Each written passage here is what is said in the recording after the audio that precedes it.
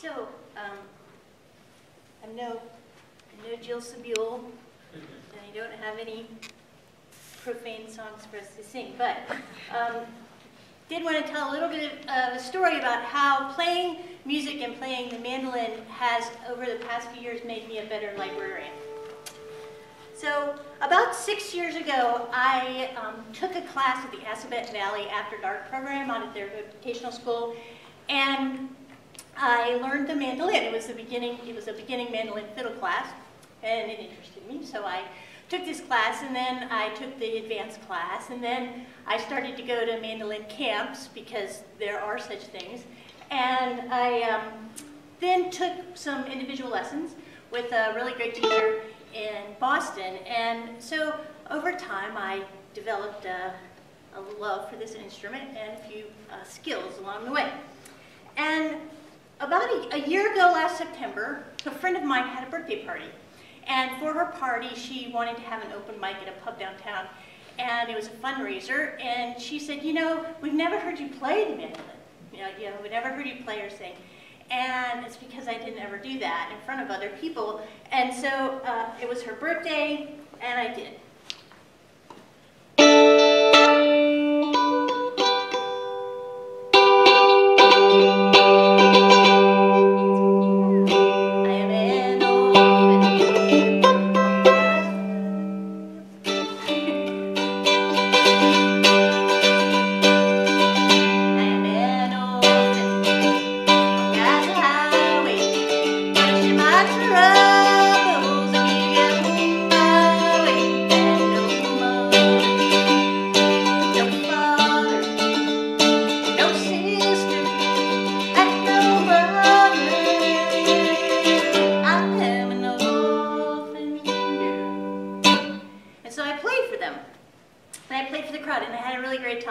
And so I kept going back Sunday night after Sunday night after Sunday night, and I found a few other open mics, and I eventually started to play with some other people, and then last summer a couple of friends of mine asked me to join them in a band.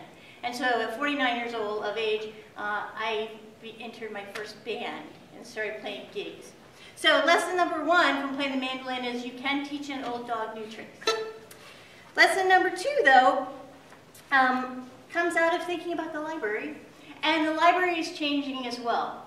So how many, well, it's kind of a skewed audience in the front here. I was going to ask how many people have been to the library lately, but this group in the front doesn't really count. But if you have or haven't been to the library lately, you might have noticed that we had to change our way of delivering services to people quite a lot. And for me, that meant I had to leave the comforts of the library and go out and meet people and make business for myself and for the library outside of the walls of the library where we'd always lived so comfortably. And so lesson number 2 was patience and perseverance.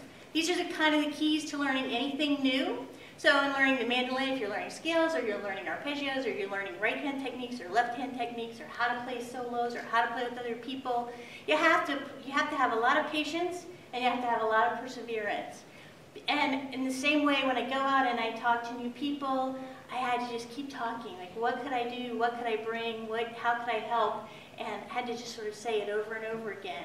And after a couple of years of doing that, we started to build a foundation of folks who were aware of the services that the library could bring to them outside of those 4 walls.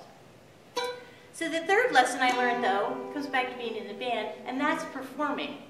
So you've probably heard the term to fake it till you make it.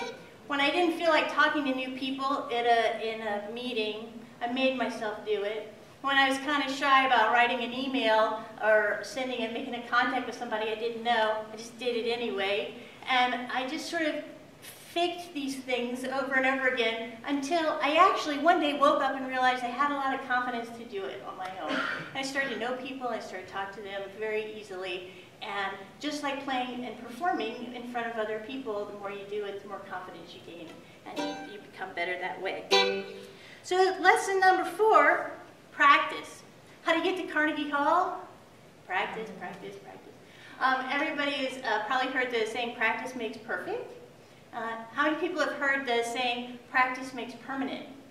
I learned that in one of my very first mandolin lessons, actually. When we practice the wrong thing over and over and over again, we develop some pretty poor habits. And so it's best in terms of when we look at how we're doing things and we look at how we work and we look at our normal everyday that may well be pretty comfortable. It might not be the right habit for the time that we're in. And so for me in the library, the old ways of doing things were an old habit, and I had to develop a lot of new ones. And so we practice in a new sort of a way, and the better the right way from the get-go.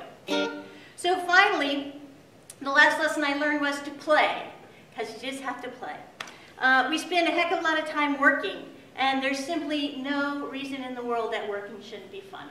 I just really believe that. And so if it means shaking it up, then that's just a little bit of what we have to do. So.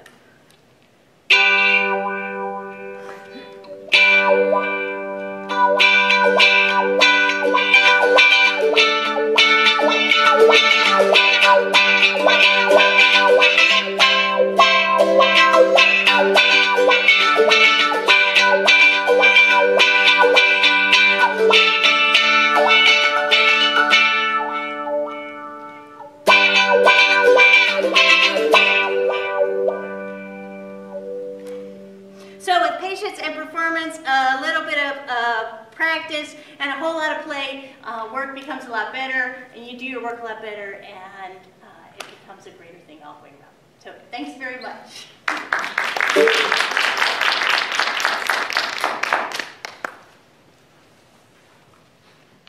Well, thank you very much.